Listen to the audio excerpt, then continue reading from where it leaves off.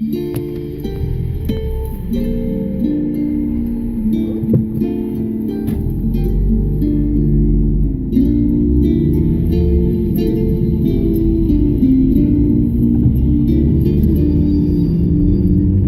جای منم داری زج میکشی، یکی عاشقته که تو عاشقشی.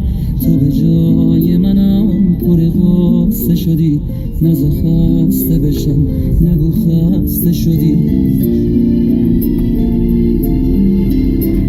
نگران منی که نگیر دلم، واسه دیدن تو داره میره دلم. نگران منی مثل بچگی